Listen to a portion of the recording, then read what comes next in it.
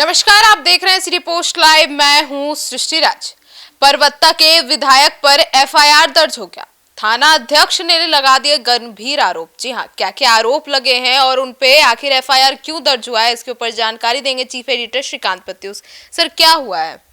देखिए, परबत्ता विधायक और जेडीयू छोड़कर आरजेडी में जाने वाले तेजस्वी यादव के सिपाही बनकर चुनाव में उतरने वाले जो परबत्ता के विधायक हैं डॉक्टर संजीव, वो संकट में हैं और उनके खिलाफ परबत्ता थाने में धमकी देने का मामला दर्ज हो गया है।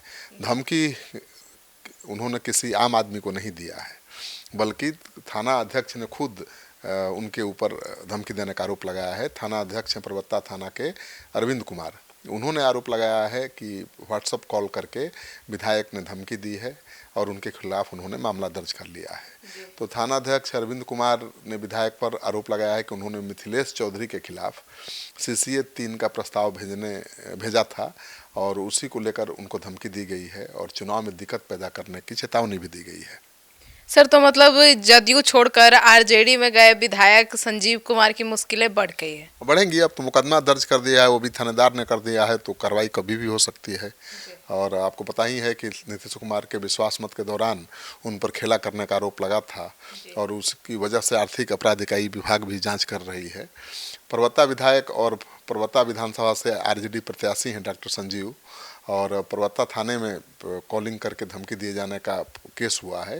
तो मुझे लगता है कि मुश्किल उनकी बढ़ सकती है। और थाना प्रभारी के दर्ज एफआईआर के अनुसार उन्होंने अपने मोबाइल नंबर 9534865122 पर विधायक डॉक्टर संजीव कुमार द्वारा फ़ोन करके नंबर 7762091144 से व्हाट्सएप कॉल करके धमकी दिए जाने का आरोप लगाया है।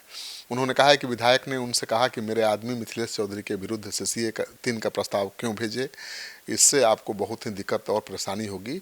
और उनके द्वारा मोबाइल से व्हाट्सएप कॉल करके धमकी भरे लहजे में बोला गया कि मिथिलेश चौधरी के विरुद्ध CCA 3 का प्रस्ताव भेजकर आपने अच्छा नहीं किया है, आपको इसका अंजाम भुगतना होगा और इस चुनाव में आपको बहुत बड़ी दिक्कत का सामना करना पड़ेगा।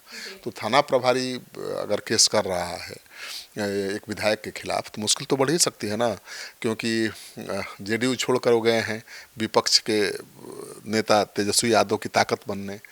और आपको पता ही है कि तेजस्वी यादव की नज़र भूमिहार वोट बैंक पर है, बनिया वोट बैंक पर है, कुशवाहा वोट बैंक पर है और भूमिहार समाज के तेज तर्रार नेता थे। लेकिन विश्वास मत के दौरान खेला करने के आरोप में इनका टिकट कटने वाला था, तो ये आरजेडी के साथ चले गए। अब चुनाव के पहले इनके खिलाफ कोई बड़ी कार्रवाई हो सकती है। जी, तो मतलब थाना अध्यक्ष के अनुसार विधानसभा चुनाव को प्रभावित करने के उद्देश्य से उनको धमकी दी गई। हाँ, उन्होंने तो यही आरोप लगाया है कि स्वतंत्र और निष्पक्ष चुनाव कराने में बाधा उत्पन्न करने की कोशिश विधायक कर रहे हैं।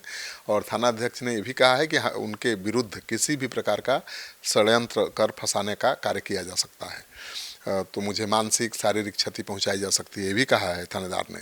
और इस संबंध में विधायक से बात करने का भी सिटी पोस्ट ने प्रयास किया था, लेकिन उनसे बात नहीं हो सकी है, तो उनका पक्ष अभी तो सामने आया नहीं है। लेकिन मुश्किल बढ़ सकती है मुझे लगता है, क्योंकि पुलिस ने केस किया है तो पुलिस चुपचाप तो बैठेगी नहीं और सरकार के साथ तो है नहीं कि कुछ भी बोल लेंगे चल जाएगा। अब तो विपक्ष के साथ हैं और चुनाव में तो कुछ भी हो सकता है ना भाई, तो उनके खिलाफ कार्रवाई तय है।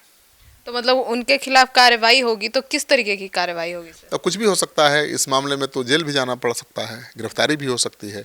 लेकिन दिक्कत यह है कि वो भी भूमिहार समाज के बड़े नेता हैं, अगर उनके खिलाफ कोई कार्रवाई होगी तो राजनीतिक रूप से उनको फायदा भी मिल सकता है। वो भी कच्चे खिलाड़ी थोड़े हैं।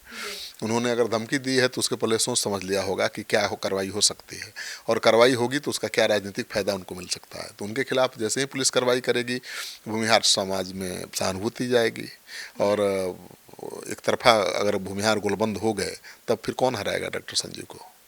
तो बहुत राजनीति है इसके पीछे। तो सुना आपने हमारे इस डिबेट को, तो अब इस पूरे मामले को लेकर आपकी क्या राय है कमेंट सेक्शन में जरूर बताइएगा। तो फिलहाल इस खबर में इतना ही। आगे की खबरों के लिए जुड़े रहिए हमारे साथ और देखते रहिए सिटी पोस्ट लाइव। धन्यवाद।